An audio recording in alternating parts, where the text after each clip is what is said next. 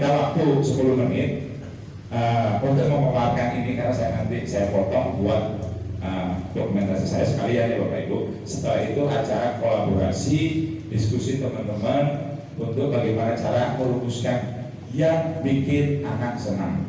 Nah, di sini Bapak Ibu, temanya adalah kolaborasi strategi praktik baik berbasis kekuatan diri kepala sekolah dan dewan guru. Artinya ini sinergi antara kepala sekolah dan dewan guru. Di sini ada kekuatan diri, karena selama ini kita melihat itu ada kekurangan saja. Saya nggak mampu di sini. Oh, anak itu salah. Oh, kepalanya nggak ini, kaliannya nggak open. Oh, guru itu nggak mau bantu. Itu berbasis masalah. Tetapi yang diharapkan adalah kekuatan diri. Apa sih yang kita bisa? Yuk bareng-bareng kita jalan. Nah, konsep utamanya adalah itu.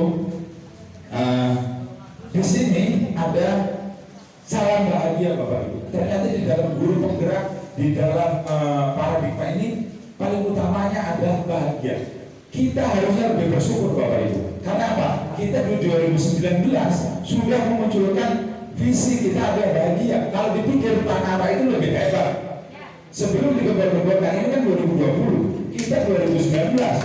Pak Adi, mungkin si pengagasnya berarti pulang dari gara-gara penjaminan mutu LPMP. Kita pulang bawa misi ini, visi ini. Dan ternyata sekarang menjadi kita bahagia. Kalau dipikir kita sudah ada di atas, masa sih kalau kita sudah di atas kita akan lebih buruk? Gak mungkin kan? Harus di atas sana, kita sudah punya power. Kalau Ingarso Suklode Ingmadil Mangkaso Tutuari Handayani, silakan Bapak Ibu kaji. Ternyata itu adalah teladan, dukungan, dan dorongan. Mungkin sering Bapak Ibu dengarlah itu. Tapi kuncinya adalah, tujuan utamanya adalah selamat dan bahagia sebagai manusia dan anggota masyarakat. Kadang kita di sini mendidik anak sebagai manusia. Kamu pintar, kamu harus bisa kerja. Tetapi attitude-nya ketika di lingkungan masyarakat itu kan biasa saja. Artinya bermanfaat buat orang banyaknya kan rendah. Karena kita selalu maksa anak itu. Jadi motivasi di dalam diri siswa itu tidak terbentuk. Oleh karena itu bagaimana caranya kita memberikan motivasi di dalam diri anak supaya pulang itu tetap sebagai anggota masyarakat. Jangan jauh-jauh Bapak Ibu. Mungkin kita di sini sering ngobrol, tetapi sosial kita di masyarakat bagaimana? Itu sebenarnya adalah yang menilai asli itu adalah masyarakat.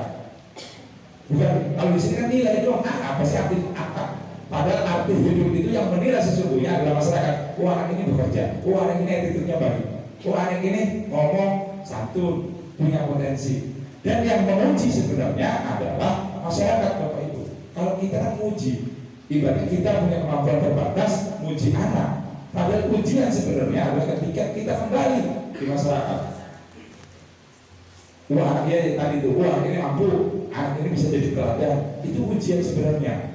Nah, jadi ujian itulah tantangan terbesar adalah di lingkungan masyarakat. Oleh karena itu, yang pertama kita kembali dulu ke masyarakat. Kita sosialnya bagus atau tidak, banyak musuh atau tidak, itu ternyata menjadi kunci teladan kita. Terus ada lagi nih dasar pendidikan. Di dalam pendidikan itu ada pengaruh pengajaran. Itu umumnya memerdekakan manusia hidup dan lahir. Terus sedangkan merdekanya hidup batin itu terdapat dari pendidikan. Karena di sekolahan itu kan terdapat pengajaran dan pendidikan. Yang dominan kita adalah pengajaran Bapak Ibu. Sebagai pendidikan batin anak yang untuk kembali ke masyarakatnya itu kecil. Dan yang paling utama itu kita harus memahami karakter anak, bahwa bermain anak itu ada satu kodrat itu kan kebutuhan. Jadi kalau anak ya nenca datang terlambat jawab ABC itu adalah kodrat anak yang harus kita tuntut di mall. Nah, kalau untuk dan sebagainya nanti bisa Bapak Ibu pelajari, pahami. Materi ini materi 3 bulan saya rangkum menjadi 28. Kalau semuanya dimasukin bisa jadi 100 halaman. Setiap hari saya ada kerjaan untuk baca sebenarnya. Pendidikan yang berdiri pada anak itu adalah pertama hanya kalau di sini kan kalau Jawa Hajar berhamba pada sang anak, tapi dirubah menjadi berpusat pada anak. Jadi orientasi kita adalah anak. Kadang-kadang saya selalu dulu sudah sombong Bapak Ibu. Saya sudah konsep ABC. Ternyata nggak tahu kebutuhan anak itu apa. Kayak model kemarin aja, saya komunikasi anak. Ternyata anak ini butuhnya seperti ini. Kadang kita sudah bergaya, seolah-olah kita butuh motivasi ngomongin kamu harus gini-gini. Ternyata itu salah Bapak Ibu. Terus anak lahir dasar pendidikan anak lahir dengan kodrat-kodrat yang masih sama-sama. Jadi sebenarnya gini prinsipnya bahwa anak itu sudah membawa bakat, sudah mempunyai kodrat. Tugas kita adalah menebalkan Bapak Ibu. Kalau anak itu pintar ngaji, bagaimana kita mengeluarkan anak itu pintar ngaji? Kalau anak itu pintar teknik, bagaimana kita memunculkan teknik? Jadi ketika ada kehidupan jelek dan buruk, itu sebenarnya anak sudah punya catatan, tapi tidak terlihat. Tapi tugas kita menebalkan yang baik, yang jeleknya jangan ditebalkan. Karena anak pasti punya dua itu. Selanjutnya Bapak Ibu, wes clear Bapak ya. Nah, jadi kalau kira-kira ini nggak apa-apa sih. Ini mas kalian saya ngambil dokumen, biar nanti saya mau ikut instruktur. Biar aman. Iya, ya, alhamdulillah kalau gitu. Kalau belajar 2 bulan, 3 bulan. Jadi gini, budi dasar pendidikan budi pekerti ternyata yang paling ditekankan adalah budi pekerti Bapak Ibu. Watak, karakter, bersatunya berpaduan harmonis antara gerak pikiran, perasaan dan kehendak. Jadi bagaimana cara kita merespon antara pikiran, perasaan dan kehendak atau kemauan anak, sehingga apa? Sehingga anak itu sadar kalau keempat itu pikiran, perasaannya dapat, kekarapan kehendak dapat, kemauannya juga keturutan, anak itu larinya ke semangat. Nah itulah yang menjadi kunci Bapak Ibu. Bagaimana caranya kita memunculkan itu ke anak? Kan selama ini anak termasuk banyak yang nggak masuk sekolah, nggak ikut ulangan. Berarti kan ada masalah. Bagaimana caranya kita poin 5 ini? Nah, yang keenam, dasar pendidikan itu yang sering digembar-gembar oleh Dirjen BTK itu adalah sebagai petani Bapak Ibu. Anak itu adalah kita adalah sebagai petani yang dimana kita itu kan hanya bisa merawat.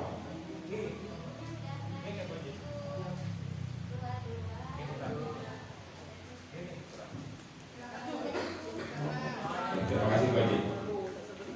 Saya lanjut ya Bapak Ibu ya. Jadi petani itu kan kadang-kadang kita pengen merubah kodrat. Jadi anak pengharapan kita, kamu harus pintar, kamu harus jadi ahli. Ternyata itu salah Bapak Ibu. Karena kembali lagi prinsipnya sebagai petani, anak adalah bibit padinya. Kita selaku guru itu hanya bisa mempersiapkan tanah yang subur, memupuk, menuntut, tapi orang bisa kan jadi jago. Jadi yang punya arah itu adalah anak. Anak itu sudah punya cita-cita, punya harapan dan tujuan. Tujuan kita adalah menjadikan padi itu berisi dan padat. Intinya itu. Jadi bukan berpikir untuk yang lain. Jadi kita berarti intinya harus memahami karakter anak, harapan anak, tujuan anak, menuntut supaya itu menjadi yang sesuai harapan tadi. Jadi intinya adalah tanggul tani. Itu yang paling utama. Nah, ini pesan kunci Bapak Ibu setelah saya resume mendapatkan ini. Guru dan murid berkolaborasi untuk menginisiasi atau menciptakan kedalaman rasa takjub dan kasmaran, spiritual, intelektual dan sosial untuk mencapai keselamatan dan kebahagiaan sebagai manusia. Jadi intinya tujuannya adalah anak itu pertama selamat, bahagia dan menjadi manusia. Nah kalau ini terlalu ini silakan nanti Bapak pahami sendiri. Jadi siswa dan guru merdeka belajar yang berkolaborasi bersama menggali dan mengembangkan potensi siswa dan mengakomodasi karakteristik masing-masing untuk mewujudkan student well-being apa artinya? Senang ya? Intinya bahwa kita guru itu menggali potensi untuk mengakomodir karakteristik anak yang berbeda-beda itu kita akan akomodir. Nah kalau program Pancasila ini sebenarnya outputnya. Jadi program Pancasila, jadi Pancasila bukan berarti nanti diajarkan definisi ABC, tapi tapi nilai yang diharapkan. Karena apa ya, itu kembali ke masyarakat, berarti dia menerapkan nilai. Kalau mendengar dia lupa, kalau melihat dia mengingat, kalau dia melakukan berarti paham. Kalau kita menciptakan berarti dia ahli, ya kategori ini. Bagaimana kita caranya untuk bisa menciptakan? Nah, di sini ini tahap tumbuh kembang anak, Bapak Ibu. Kalau kita di sini adalah mendidik anak, mungkin di sini kalau 0 adalah harapan ya tinggal belajar. Tapi di sini identitas vs kebingungan orang. Memang kita di sini kayak nanya anak, kamu apa sih? Kamu mau apa sih? Perannya bingung jawab, Bu ya. Memang itu. Memang di sini. Nah, di sinilah tugas kita untuk menunjukkan perannya apa. Identitasnya apa, mau kemana? Nah, kalau kita di sini, kalau berpadani itu sudah cinta kedua berarti di sini. Keintiman vs isolasi, tinggal pahami sendiri lah. Ini selanjutnya.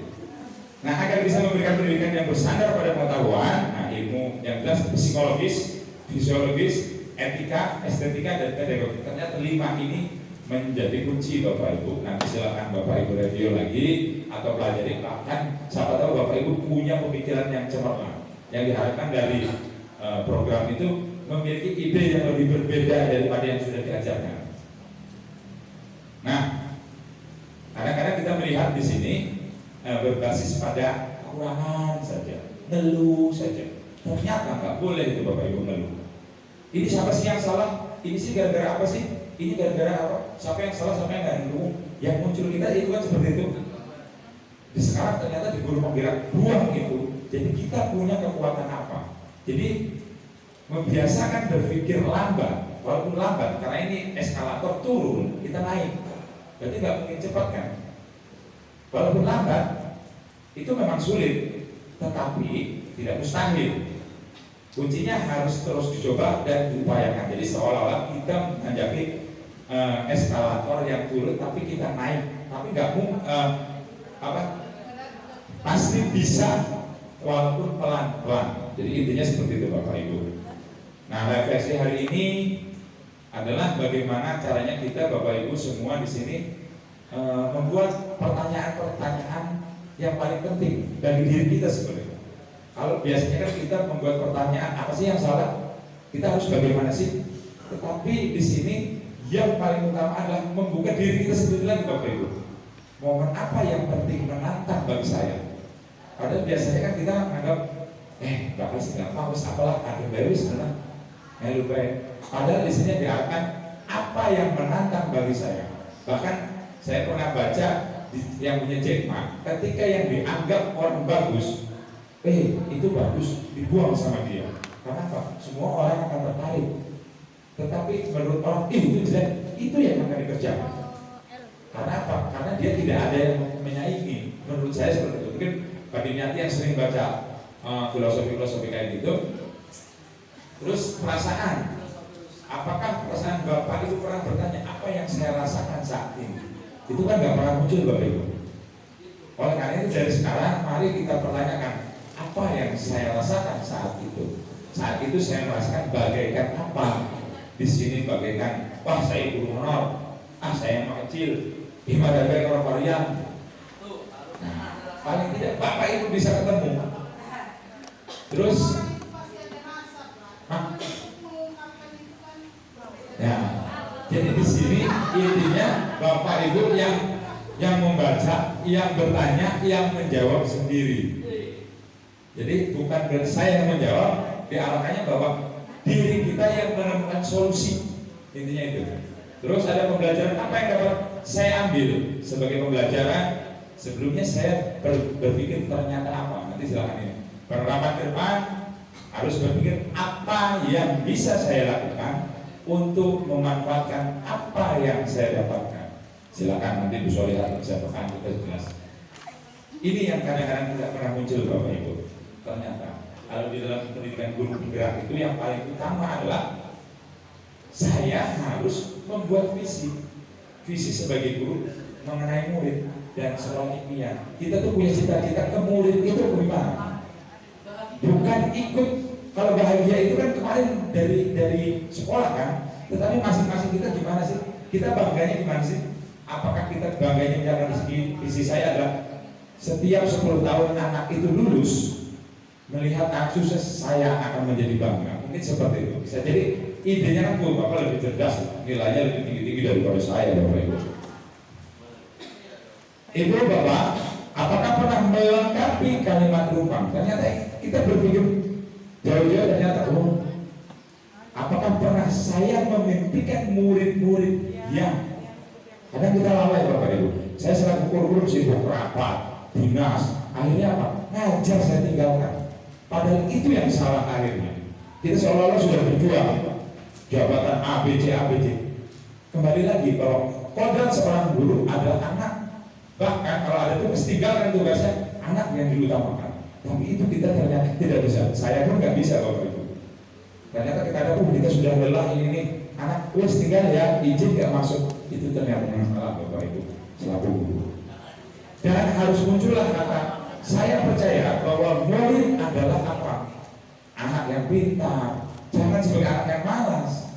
Jadi murid itu punya potensi. Saya percaya anak, percaya dulu. Walaupun anak yang ABC nggak pernah ada, tapi ibu punya kepercayaan dulu. Percaya bahwa anak ini bisa. Saya yakin anak ini mampu saya. Jadi nggak perlu mengucapkan untuk cari. Ibu rasakan sendiri. Murid di sekolah saya sadar betul bahwa, jadi Bapak Ibu bisa melihat murid sadar nggak adalah mengajar segala materi mata pelajaran pada anak-anak agar mereka dapat mencapai nilai rapor tinggi dan jadi juara kelas. Orientasi kita di sini kan, Bapak Ibu. Ternyata ini salah. Ternyata tujuannya tadi bahwa menuntut anak untuk sesuai kodrat alam dan anak untuk mendapatkan kebahagiaan sebagai manusia dan sebagai masyarakat. Ini kadang kita lalai. Jadi kita orientasinya nilai lomba, padahal kalau ada anggaran lomba hanya untuk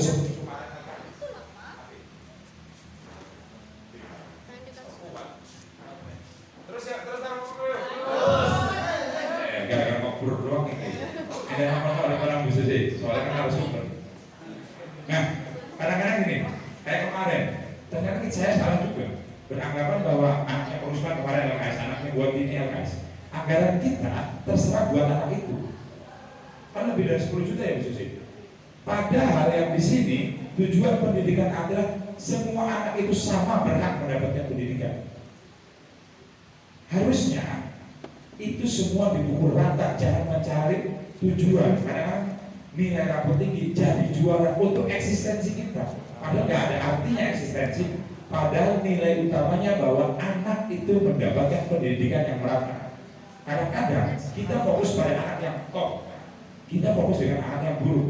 Tapi yang biasa mancing baik, orang ngomong kita lalai. Padahal di sana lebih banyak anak-anak yang terabaikan. Ya kan? Memang kenyataannya seperti ini, ternyata punya potensi. Kemarin pengalaman Pak Dinyati mungkin berfokus pada anak DPIB untuk mengikuti beasiswa. Pak Dinyati mensupport anak-anak yang paling rajin. Tetapi yang bisa lanjut sampai dengan 2000 ya, dari 13.000 dari 17.000 sampai dengan 2.000 untuk mengikuti tryout ke jenjang beasiswa. Itu anak-anak yang di tengah. Berarti kita harus mulai berpikir dari sekarang bahwa yang di tengah itu yang harus menjadi pusat perhatian kita. Jadi tidak hanya yang top, tidak hanya yang jelek untuk dibina. Kalau yang top mungkin udah gampang lah, sudah karakter. Yang jelek tujuan kita menjadi membina, tetap aja jadinya di tengah-tengah. Tapi kalau yang di tengah-tengah supaya kita bisa mengetopkan semuanya. Nah, yang terjadi pertanyaannya adalah saat ini fokus perhatian kita adalah prestasi atau pencapaian program. Saat ini kita melalui prestasi aja kan. Karena apa? Kita pengen dikenal. Di provinsi kita pengen menunjukkan, di pusat juga pengen menunjukkan, sama Bapak Ibu. Karena bantuan itu juga kayak gitu. Tetapi di satu sisi adalah anak pencapaian program yang paling utama. Kalau ini terus, ini tinggal Bapak Ibu pahami. Intinya bahwa kita Kita tidak berbasis masalah, tapi berbasis kekuatan. Kalau ini tinggal Bapak upaya. Nah, langkah-langkahnya yang pertama itu adalah Bapak Ibu harus dari sekarang membuat pertanyaan. Membuat pertanyaan itu apa sih yang akan mau Bapak Ibu kembangkan? Bapak Ibu kedua ambil pelajaran. Ambil pelajarannya dari mana? Pengalaman yang kemarin apa? Masuk catatan ini kan termasuk pelajaran yang akan menjadi kajian. Terus Bapak Ibu harus punya impian. Dari impian, setelah itu karena impian kan apa yang akan dikembangkan? Setelah itu jelas, jabarkan rencananya, atur. Setelah merencanakan, baru atur eksekusi. Baru setelah eksekusi Bapak Ibu akan kembali berpikir refleksi, jalan atau dibenahi atau bagaimana. Terus, nah ini udah enggak. Nah ini Bapak Ibu. Oh ini perubahan paradigma semua. Ini Bapak Ibu. Jadi kalau yang terjadi saat ini itu kan di dalam realitas itu seperti ini Bapak Ibu. Realitas kebutuhan kita sama. Ternyata kita pahami bahwa realitas kita itu berbeda. Yang sering muncul adalah orang lain bisa mengontrol kita, mengontrol saya. Kita mengontrol anak, pengen mengontrol aja. Kamu harus masuk. Ternyata ada kata lain. Hanya Anda yang bisa mengontrol diri Anda. Jadi pribadi kita yang bisa mengontrol. Motivasi intrinsik anak itu yang harus kita bangun Bapak Ibu. Karena apa? Nurut itu bukan berarti baik. Ternyata karena dia hanya ingin mencari nyaman. Ada orang dimarahi guru. Termasuk Bapak Ibu misalkan datang pagi tadi, itu mungkin bisa jadi bukan gara-gara intrinsik Bapak Ibu datang. Lah bukan berarti kalau kalian telah Tuhan dimarahi Bu Haji. Nanti di sini ada Bapak Ibu. Silakan nanti Bapak Ibu pahami. Keyakinan kelas intinya bahwa segala sesuatu itu berdasarkan keyakinan bersama. Nanti dia bikin aturan, dia yang mempertanggungjawabkan, dia menemukan solusi. Nah ini sebenarnya Bapak Ibu. Jadi poin 3 ini adalah kajian kita bersama. Motivasi 3, motivasi perilaku manusia. Kita pada posisi yang mana nih? Yang pertama, untuk menghindari ketidaknyamanan atau hukuman. Seperti tadi Bapak Ibu, mungkin ada yang datang ya gara-gara bukan berdiri dimarahi varian gitu. Yaitu adalah tingkat terendah, ternyata terendah. Bapak Ibu posisi ada di mana? Tingkat terendah dari motivasi perilaku manusia. Biasanya orang yang motivasinya berlakunya untuk menghindari hukuman atau ketidaknyamanan akan bertanya, apa yang akan terjadi apabila saya tidak melakukannya? Sebenarnya mereka sedang menghindari permasalahan yang mungkin muncul dan berpengaruh pada mereka secara fisik. Wah, kalian waktu kurang jam kalian. Kenapa pikiran konon? Secara psikologis maupun tidak terpenuhnya kebutuhan mereka. Yang kedua adalah untuk mendapatkan imbalan atau penghargaan dari orang lain. Satu tingkat di atas motivasi. Yang pertama di sini orang berperilaku untuk mendapatkan imbalan atau penghargaan atau pujian dari orang lain. Orang dengan motivasi ini akan bertanya, apa yang akan saya dapatkan apabila saya melakukannya? Jadi pengen ulit pada sesuatu. Mereka melakukan sebuah tindakan yang mendapatkan pujian dari orang lain yang menurut mereka penting dan mereka letakkan dalam dunia berkualitas. Mereka juga melakukan sesuatu untuk mendapatkan hadiah, pengakuan atau imbalan. Ketika tidak mendapatkan akhirnya apa? Cengat, muring-muring. Itu mungkin itu saya. Yang ketiga inilah yang terbaik Bapak Ibu, untuk menjadi orang yang mereka inginkan dan menghargai diri sendiri dengan nilai-nilai yang mereka percaya. Orang dengan motivasi ini akan bertanya, akan menjadi orang yang seperti apa bila saya melakukannya? Mereka melakukan sesuatu karena nilai-nilai yang mereka yakini dan hargai, dan mereka melakukannya karena mereka ingin menjadi orang yang melakukan nilai-nilai yang mereka yakini. Kita punya keyakinan. Inilah adalah motivasi yang akan membuat seseorang memiliki disiplin positif. Karena motivasi berperilakunya bersifat internal dengan eksternal. Oke, mungkin intinya adalah di sini Bapak Ibu. Di poin inilah kita titik jenuhnya. Ininya kita di antara 3 ini posisi di mana? Yuk, mari kita bareng-bareng Bapak Ibu. Ketika kita ada kurang, diberi masukan. Ketika ada yang baik, itu mah dasar lagi anu. Nah, berarti pilih tinggal Bapak Ibu haji pilih yang mana. Mungkin itu dari saya Bapak Ibu, mohon maaf mungkin tadinya 10 menit bisa jadi setengah jam karena terima kasih laporan saya bisa jadi bagus ini karena ini adalah momen kolaborasi. Tidak perlu ada pertanyaan kan Bapak Ibu. Yang jelas saya berharap saya sudah kasih pandangan Bapak Ibu terkait dengan bagaimana sih, tetapi saya harap Bapak Ibu yang menemukan dengan dipimpin oleh siapa Pak Dimyati atau Pak Nadi belajar ngomong bisa menemukan akhirnya saya juga ikut. Mungkin itu dari saya. Bila itu wassalamualaikum warahmatullahi wabarakatuh. Oke, silakan coffee break Bapak Ibu, nanti Pak Dimyati ya sharing-sharing aja ya, kita jangan selesai